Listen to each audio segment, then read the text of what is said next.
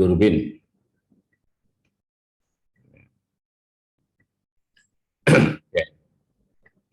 Jadi kalau kita kenal uji Friedman itu sebagai alternatif dari rancangan acak kelompok lengkap dalam rancangan percobaan ya. Uji Durbin ini sebagai alternatif dari uji yang mirip ya, yaitu rancangan acak kelompok tapi tidak lengkap. Ya.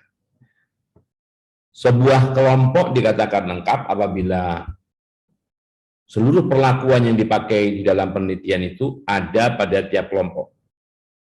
Ya. Nah, jadi kalau misalnya kelompok atau blok itu bisa menampung semua perlakuan atau semua taraf perlakuan yang dipakai dalam percobaan, maka kita katakan kelompoknya dikatakan lengkap. Nah, dalam situasi tertentu, ya, kelompok itu bisa jadi tidak bisa menampung, ya, seluruh perlakuan yang ada. Ya. Bisa jadi karena ukuran dari kelompok itu, ya, secara teknis dari penelitian itu ukurannya lebih kecil daripada banyaknya taraf perlakuan yang dipakai dalam penelitian. Nah, dalam hal ini ya, data disusun dalam rancangan acak kelompok tak lengkap seimbang. Nah, seimbang di sini ya. Kalau kata-kata seimbang itu dia memiliki sifat-sifat seperti ulangan yang sama dan sebagainya. Nanti kita lihat di sini. Jadi yang kita akan pelajari adalah rancangan acak kelompok tak lengkap tapi seimbang. Ya. Jadi dalam rancangan acak kelompok tak lengkap seimbang ini, ya, misalnya T. Jadi kalau membaca formula itu bisa saja rumusnya itu ganti huruf, ya. Tapi yang jelas penjelasannya harus ada. Jadi kalau T di sini ya dalam teks saya ini banyaknya perlakuan yang akan diuji. Jadi banyaknya perlakuan atau taraf perlakuan yang akan diuji. T. K kecil. Ini saya bedakan makanya T-nya italik ya atau dicetak miring. K-nya merupakan banyaknya satuan percobaan dalam setiap blok. Artinya setiap blok itu ya, hanya bisa menampung K. Di mana K di sini lebih kecil dari T. K-nya lebih kecil dari T ya. Kalau K itu bisa menampung T ini berarti dia kelompoknya lengkap ya. Nah, kemudian B adalah banyaknya blok yang diperlukan. Banyaknya blok yang diperlukan. Ya. Diperlukan kenapa? Supaya kondisinya seimbang. Ya. Nah, R adalah banyaknya tiap perlakuan itu muncul. Banyaknya tiap perlakuan muncul atau ulangan dari tiap perlakuan. Ulangan dari tiap perlakuan. Nah, ini ada notasi lambda ini. Lambda itu ya. Ya, lambda itu sebentar nih bisa digedein enggak? Oke, bisa gedein ya. Lambda ini banyaknya blok di mana perlakuan J dan perlakuan ke K itu muncul bersama. Ya, muncul bersama. J dan K muncul bersama. Nah, misalkan XIJ. XIJ itu merupakan pengamatan yang memperoleh perlakuan ke J dalam blok ke I. Ya, dalam blok ke I. Ya.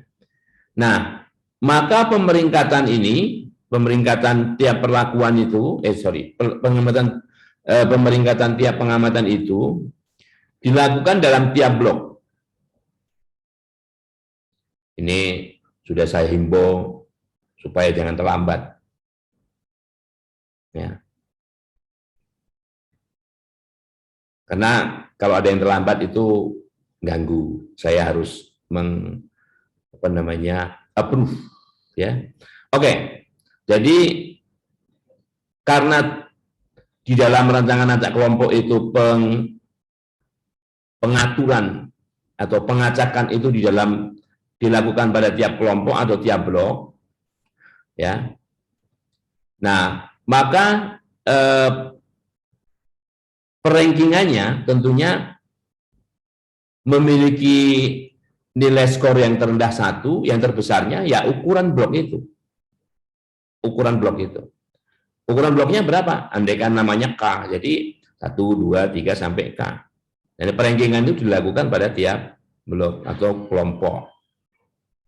Nah, ya. Jadi kalau begitu seperti halnya Friedman,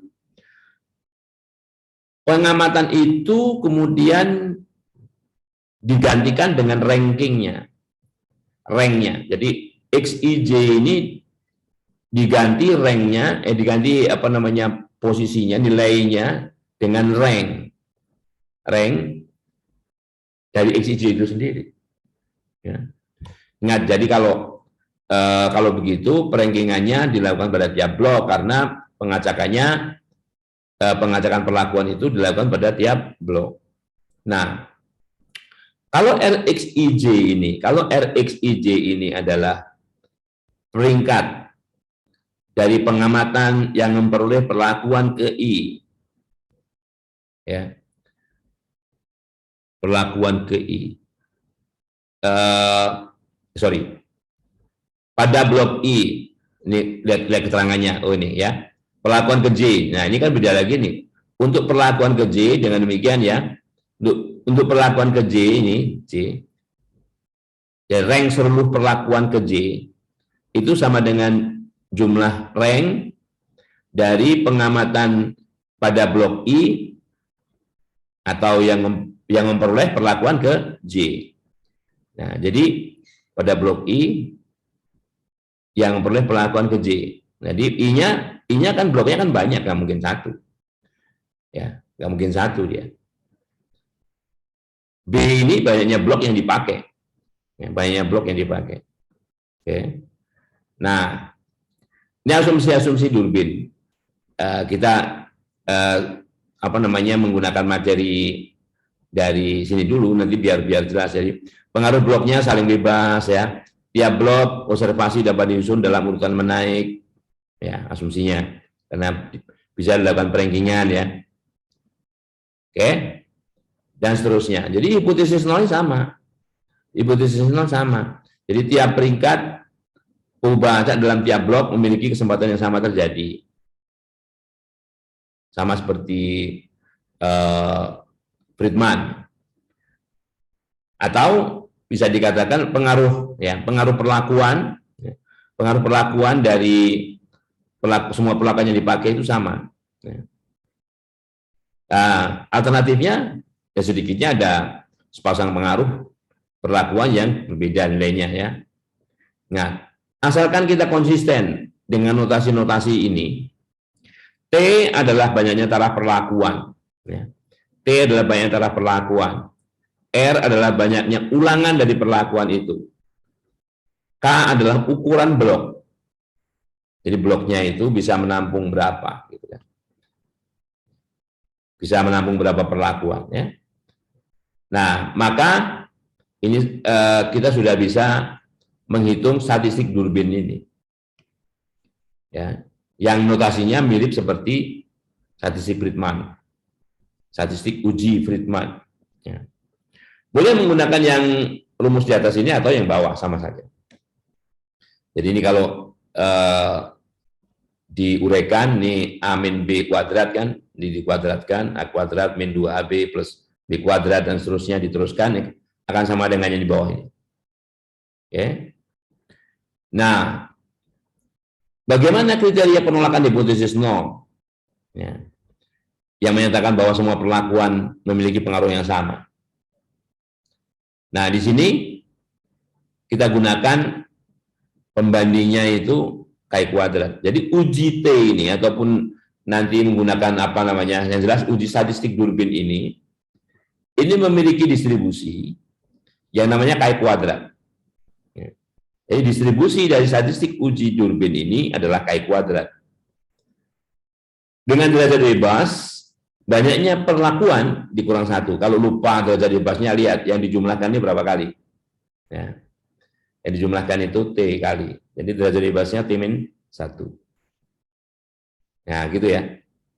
Nah, jadi andaikan ini apapun ceritanya ya, apapun ceritanya. Ini kalau kita punya ini perlakuan ini 7, ini perlakuannya, ini tester ya. Sorry, ini perlakuannya jenis roti. Perlakuannya jenis roti ya. Seperti ini. Dan ini sebagai bloknya, testernya itu sebagai blok. Hati-hati ya. Karena kan misalnya orang pertama ini akan menguji 3 jenis roti. Orang pertama ini nggak tahu roti yang mana. Yang tahu kan penelitinya. Yang ngasih roti yang mana itu kan penelitinya. Ya. Nah, bisa misalnya setiap tester ini kan kok nggak 7 sekalian. Nah, kalau 7 namanya lengkap dong. Kalau 7 namanya lengkap. 1.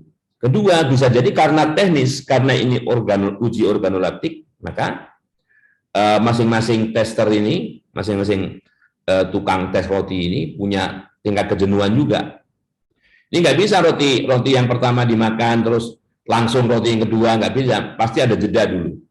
Ada jeda, entah berapa menit secara teori, supaya pengaruh roti yang pertama dimakan itu tidak mempengaruhi pengaruh roti yang kedua. Yang kedua tidak mempengaruhi pengaruh roti yang ketiga, harus ada jeda. Nah, kalau semua diujikan, lama dong ya. Selain lama, nanti namanya juga bukan uji Durbin gitu. Nah, tinggal lihat. Jadi kalau di sini kalau kita lihat bahwa setiap blok, setiap orang yang dimintai untuk menguji roti ini bisa dikatakan ini bloknya. Itu hanya diberikan kesempatan untuk mengetes tiga roti. Nanti misalnya satu itu misalnya yang paling disukai atau paling enak, kedua ya tengah-tengah, yang ketiga ini misalnya ini urutannya. Jadi angka kecil bukan berarti dia jelek ya. Ini angka kecil berarti bagus karena yang dia sukai itu diberi yang paling suka sampai yang paling kurang suka, misalnya gitu. Ya. Jadi kalau kita lihat di sini K itu 3. 1 2 3 ya. Setiap blok ini ukurannya 3, K-nya 3. Banyaknya perlakuan 7 ya. T-nya 7. Banyaknya perlakuan 7. Ya. K-nya 3. Banyaknya blok B ya. Banyaknya blok B 7 ya. Dalam hari ini. Nah, sekarang ulangan setiap perlakuan roti ini diulang 3 kali, 1 2 3, 1 2 3, 1 2 3 ya. Semua 1 2 3, semua 3 ulangannya. Sekarang kalau kita lihat lambda. Lambda itu misalnya 1 dengan 2. 1 dengan 2. Ini hanya muncul sekali, ya, sekali. 1 dengan 3 muncul sekali. 1 dengan 4 ya. 1 dengan 5, 1 dengan 6, 1 dengan 7. Jadi lambdanya 1. Semua setiap pasangan ini lambdanya 1. Misalnya 35. 35 cuma ini aja 35. 47. 47 ini 47 ya. Nah, jadi dalam hal pengaturan sedemikian rupa sehingga formula ini terjadi, itu sangat ditentukan juga oleh B ini ya. Banyaknya tester itu berapa gitu ya. Kalau lambdanya 2 pasti banyaknya tester lebih dari 7. Kalau lambdanya 2. Ini lambdanya 1 ya. Lambdanya 1. Oke ya. Nah, jadi perlu kita lihat ini jenis roti ini kan perlakuannya. Kita perlu menghitung R1, R2 sampai R7. Nah, Oke ya. Nah, ingat ini. Jadi perankingan itu dilakukan pada tiap blok. Ini 1, 2, 3, blok 2, 1. Mana yang 1, mana yang 2, mana yang 3 gitu ya. Jadi setiap jumlah mendasar itu sudah diketahui, jumlahnya pasti 6. 6, 6, 6, 6, 6. Semua 6 kalau jumlah di sini. Dan itu bukan perubahan acak. Karena kita sudah tahu total dari rank tiap blok. Yang kita tidak tahu, yang berubah acak itu adalah total dari rank tiap perlakuan jenis roti ini. Nah, ini setelah ada angkanya kita tahu. Waktu masih XIJ kita nggak tahu. Ya. Nah, jadi ini misalnya ini 7 kalau jumlahnya 2, 2, 3, 7, 4, 7, 5, 9, 6, 4.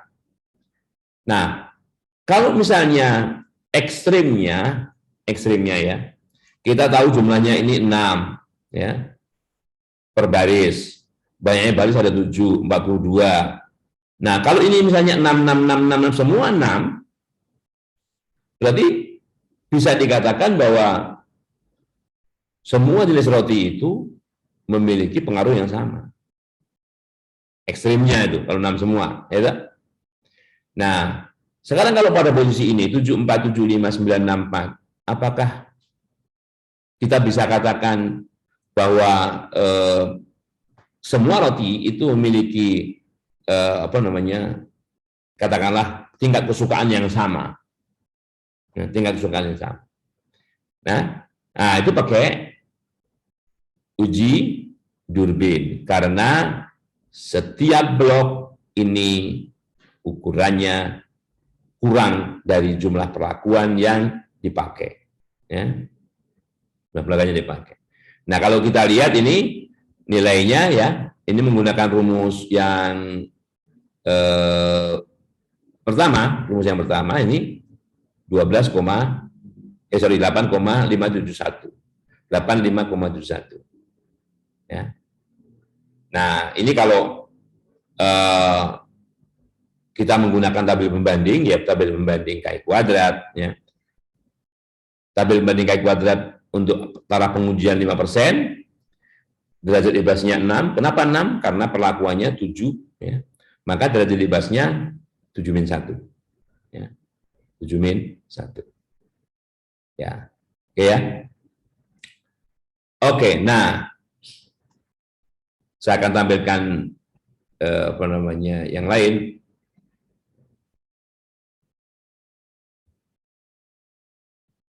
Oke. Dari materi lainnya. Oke.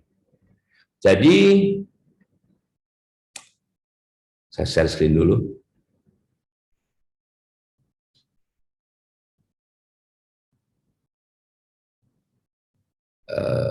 Ini. Ya. Nampak mudah-mudahan ya. Jadi hubungan antara nilai-nilai yang ada tadi, di sini T tadi kita ganti dengan A di sini ya. Bukunya Montgomery ini,